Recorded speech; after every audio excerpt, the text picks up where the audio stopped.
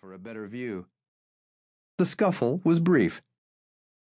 A skinny teenage Puerto Rican girl with a long black ponytail didn't burn much time on the fight cards of two Italian heavyweights. They wanted the camera. They took it. Vasquez's ears were ringing before Guthrie arrived, but she held a grip on the bigger thug's wrist, trying to reach past his long arm with a punch. The big Italian with the mustache tossed Vasquez against the window of the shoe store, but he stumbled as he rushed Guthrie. Vasquez watched as the little detective drew back an open hand. After a thunderclap, the big Italian slid to his hands and knees. "Y'all, Dave, what happened?" he muttered. Guthrie stepped over to the other thug and snatched Vasquez's camera from his hand before bending to pluck his crumpled brown fedora from the man's face. Vasquez pushed herself away from the storefront window as the Italians struggled to their feet. She could hear the sounds of traffic again. She aimed a few cheap kicks at them as they scrambled down the sidewalk. Bystanders hooted and catcalled, and a clerk rushed out of the shoe store. Across the street, the couple was watching from the window of the grill. The Italian was livid, pointing at them while he shouted into his phone. Standing on the sidewalk, just inside the edge of shade from the strong July sunshine running down the middle of Broome Street, Guthrie dusted off his fedora and punched it back into shape. His face twisted in disgust when he glanced inside. Fresh speckles of blood decorated the silk. He flapped it against his leg instead of putting it on his head. Once they were back in the old Ford, the little man caught Vasquez's chin and held it while he scowled and inspected her face. "You ain't too bad," he said.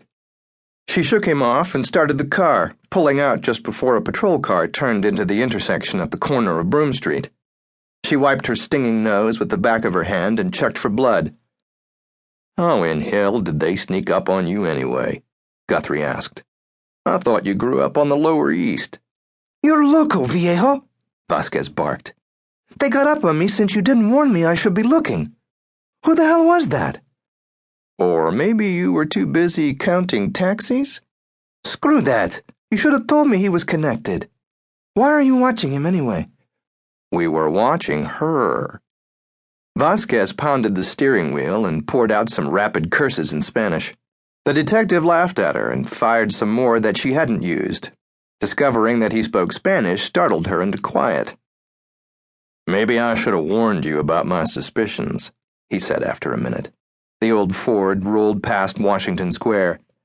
"And maybe you should have just paid attention. He spotted you, so you blew it. Hugs and kisses won't make it sound better. You got to see that, Rachel. This is a tough job, but I got faith in you. You're a smart girl. You'll figure it out." Vasquez went home angry, intending to quit after her next check, but she had forgotten about the marks on her face. Billboard advertisements would have drawn less attention in her parents' tenement apartment that night. Even her brothers kept quiet, staring at her face with shocked and angry looks. Poppy recounted his top 27 reasons she should be applying for college, finishing with a final silent finger gesture at her face. At that point, she discovered she was determined to keep working for Clayton Guthrie. Late that night, after the apartment was quiet, Vasquez's mother came to the open door of her bedroom. She stood silently, as if thinking of something to say, but only sighed and walked quietly away. So Rachel Vasquez didn't quit, and her immediate reward was returning to the study of video surveillance tapes. After which the little man grilled her like a sandwich to see if she had noticed everything he wanted her to notice without telling her in advance what he meant her to notice. Clayton Guthrie was crazy. The quiet in his office was driving Vasquez crazy. At least the blare of horns on 34th Street below them meant something was happening. Kids were pushing racks of clothes on the street and slowing the traffic. That was an everyday occurrence in the garment district. She glanced across the jumbled desk at Guthrie again. Then someone knocked on the office door. Beyond a square of mismatched furniture, a shape behind the frosted glass window filled it almost completely. The door swung open after one brief knock. A tall, silver-haired man in an ash-gray suit stepped inside, followed by a young woman in a navy dress. Guthrie dropped his magazine onto his desk blotter. "Good afternoon, Mr. Whitridge," he said.